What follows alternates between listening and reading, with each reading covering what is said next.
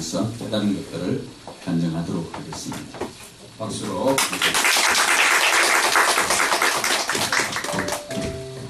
안녕하세요.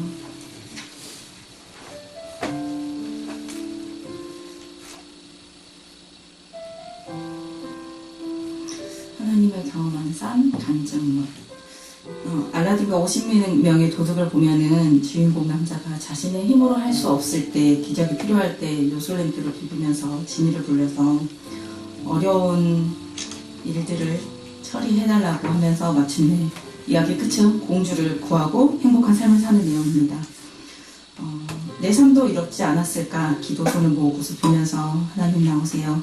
제가 지금 하나님 필요해요. 나와서 나의 소원을 들어주세요.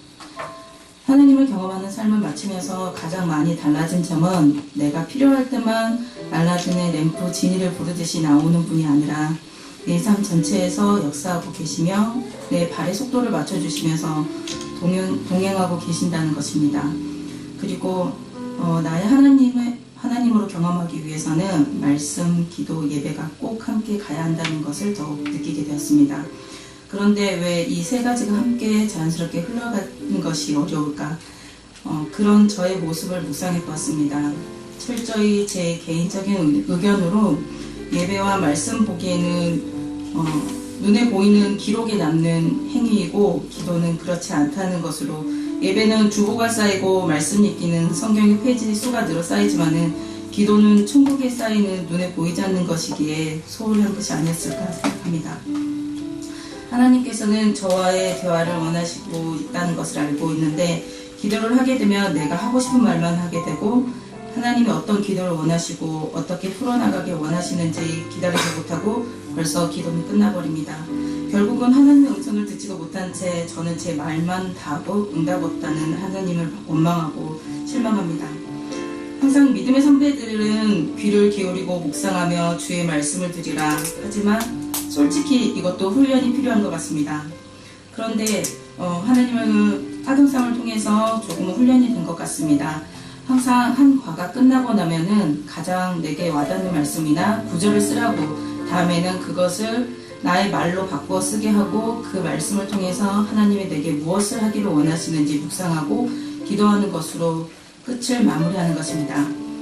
그래서 성경 말씀을 볼 때도 내가 읽는 말씀 요절 중 내게 와닿는 말씀을 붙잡고 기도하게 되며 예배 중 와닿는 말씀을 붙잡고 기도하게 됩니다. 여기서 보면 기도의 방법이 바뀐 것입니다. 그리고 학용삼을 공부하면서 성경의 말씀을 배우기보다는 내 삶 속에서 하나님을 경험하는 것을 이야기하고 나누는 것이다 보니까 미처 내가 생각지도 못했던 내 안의 것들을 발견하게 되며 내 속을 들여다보는 계기가 되기도 했습니다. 나의 신앙의 크기도 보게 되었죠. 하나님 앞에 좀 더 솔직해지고 사람 앞에도 좀 솔직해짐을 느꼈습니다. 물론 아주 훌륭한 목련님께서 이끌어주셔서 이런 결과가 있었음을 말씀드리지 않을 수 없습니다. 우리 목련님은 정말 솔직하신 분이시고 꾸밈이 없는 분이십니다. 그만큼 우리 목원들을 위해서 기도하시고 생각하기 때문에 이렇게 할 수 있는 것이 아닌가 싶습니다.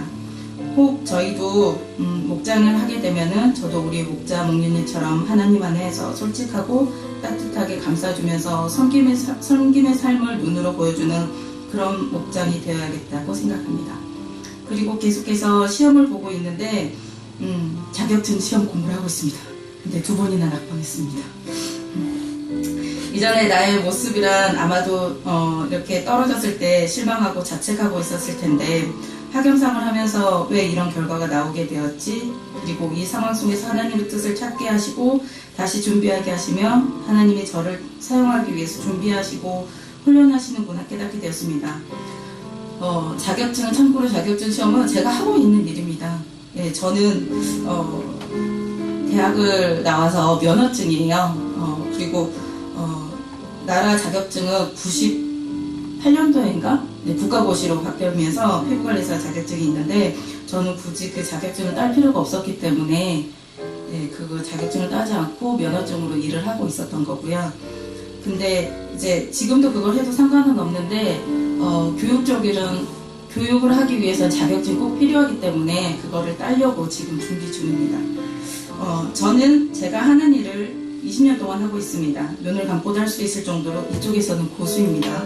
그런 제가 이 자격증 시험에서 떨어진다는 것이 있을 수 없는 일이죠.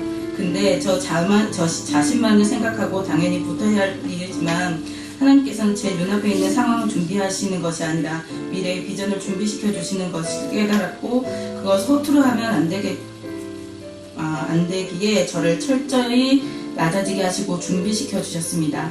이제 3차 시험을 보고 결과를 기다리고 있는 중입니다. 수요일날 결과가 나오는데 제가 밴드 올리겠습니다.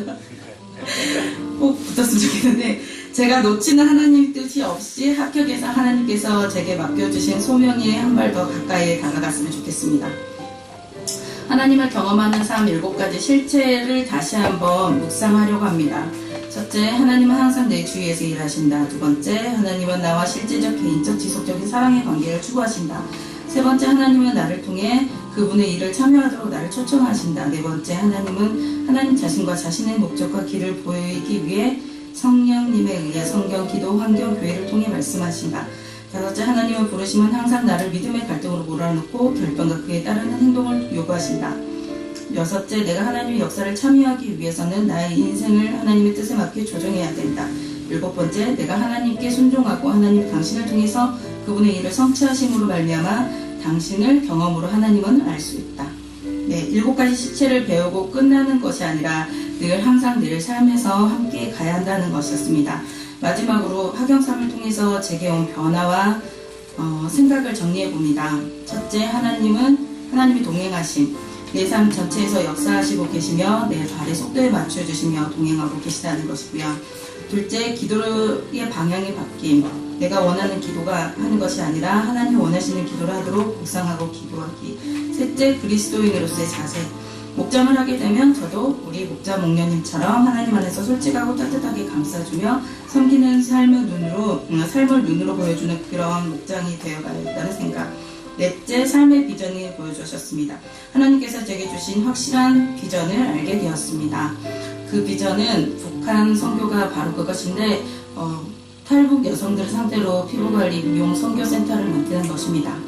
이것이 제게 자꾸 시험에 떨어지는 이유였던 것 같습니다.